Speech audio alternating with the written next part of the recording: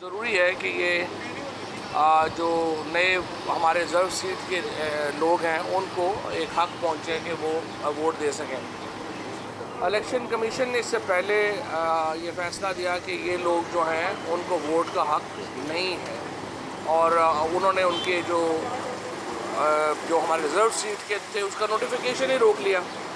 मुसलसल election commission के जो फैसले हैं उनको आला अदलिया जो है वो रिजेक्ट कर रही है। इसलिए इसकी वजह ज़्यादा ये लग रही है कि इलेक्शन कमीशन के फैसले कानून के मुताबिक नहीं हैं और जिस तरह से एक इस वक्त की सूरत हाल चल रही है उसमें इलेक्शन कमीशन एक ऐसा इदारा बन के आया है जिस पे मुल्क की सबसे बड़ी सियासी जमात को तो बिल्कुल भी एतबार नहीं रहा और इस सूरत हाल में ज़रूरी है कि इलेक्शन कमीशन जो है उसके अंदर तब्दीलियाँ लाई जाएँ। और आज सुबह शहबाज शरीफ साहब का ये जो बयान आया है कि मुल्क में सियासी इस्तेहकाम ज़रूरी है मुआशी इस्तेहकाम के लिए, मैं समझता हूँ कि ये उनकी एक साहिब एक दुरुस्त बात है।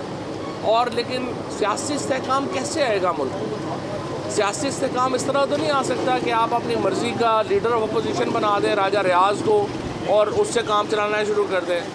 सियासी इस्तेहकाम ऐसे तो नहीं आ सकता आप पंजाब में अपने बेटे को जाली वज़ीर आला बना दें और उससे काम चलाना शुरू कर दें।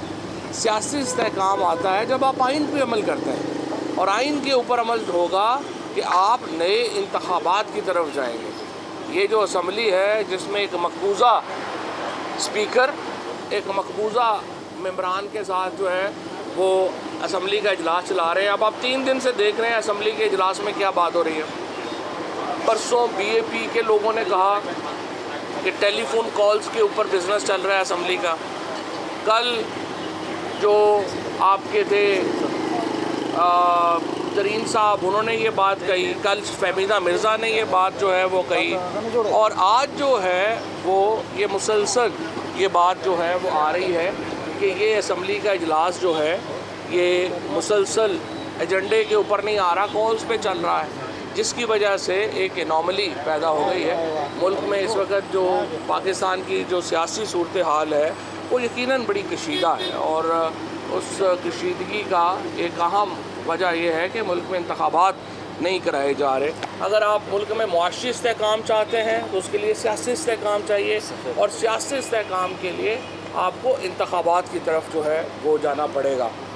जहाँ तक इलेक्शन कमीशन में आज ये जो समाअत ये जो बात है कि हमारे मेंबरान का फौरी तौर के ऊपर किया जाए, हम समझते हैं कि इलेक्शन कमीशन इसके ऊपर फौरी अमल करे। हमारे रिज़र्व सीट्स के ऊपर जो नए MPAs हैं उनका नोटिफिकेशन जो है वो जारी किया जाए और उसके बाद वज़ीर आला का नया इंतखाब जो है वो अमल में लाया जाए ताकि पंजाब की हद तक जो है वो आइन के ऊपर अमल हो। डॉक्टर मुज़ाहिर असल मसला ये उठ रहा है कि इलेक्शन कमीशन और ख़ास तौर पे चीफ इलेक्शन कमिश्नर वो आइन को बदलना चाह रहे हैं।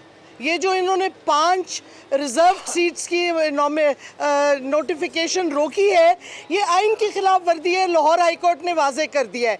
बार बार इलेक्शन कमीशन और ये ख़ास तौर पे चीफ इलेक्शन कमिश्नर ये आइन को बैक डोर से बदलना चाह रहे हैं जो कि इल्लीगल है और हम समझते हैं इलेक्शन कमीशन और चीफ इलेक्शन कमिश्नर ख़ास तौर पे इस्तीफ़ा दें क्योंकि उनकी क्रेडिबिलिटी बिल्कुल ख़त्म हो गई है और ये इलेक्शन कमीशन साफ़ और शफाफ इलेक्शन करा ही नहीं सकता। इस वास्ते वक्त आ गया है कि कानून की बालादस्ती हो फिर से। मैं समझती हूँ सुप्रीम कोर्ट को भी एक्शन लेना चाहिए और चीफ इलेक्शन कमिश्नर की इज़्ज़त इसी में है कि वो ख़ुद इस्तीफ़ा दे दे क्योंकि जो उसकी कोशिश जारी है कानून वो आइन को बदलने की, आइन के ख़िलाफ़ फ़ैसले करने की, वो सारे रद्द होते जा रहे हैं सुपीरियर कोर्ट्स के तरफ से।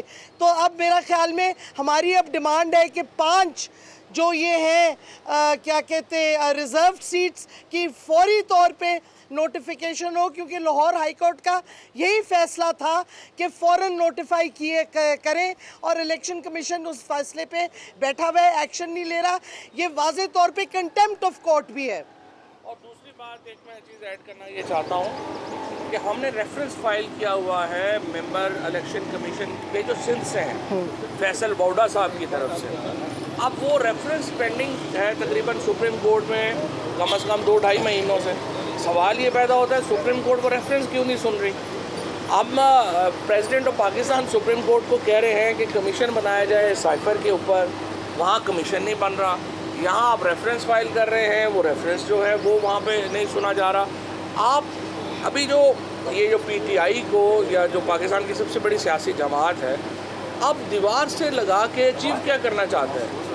अगर आप पाकिस्तान के अंदर अमली तौर के ऊपर आइन 25 मई से मुअत्तल है, पाकिस्तान में तो अमरीत नाफज है, इस वक्त फस्तायत नाफज है, और जितने भी यहाँ पे फंक्शंस हो रहे हैं वो आइन के मुताबिक तो हो नहीं रहे हैं। अब ये हमारा प्रॉब्लम इस वक्त ये है, PTI जो है, अगर हम वायलेंस की तरफ जाना चाहें, आज हमें क्या कमज़ोर समझा जा रहा है कि जी 25 तारीख को आपने वायलेंस नहीं किया, तो अगर आपने वायलेंस नहीं किया तो आप कमज़ोर हैं। आप क्या मुल्क की सबसे बड़ी सियासी जमात से ये एक्सपेक्ट करना चाहते हैं कि वो अपनी मिलिटेंट विंग्स बना ले, जैसे कोई मजहबी शिद्दत पसंद पार्टियों ने बनाए हुए हैं?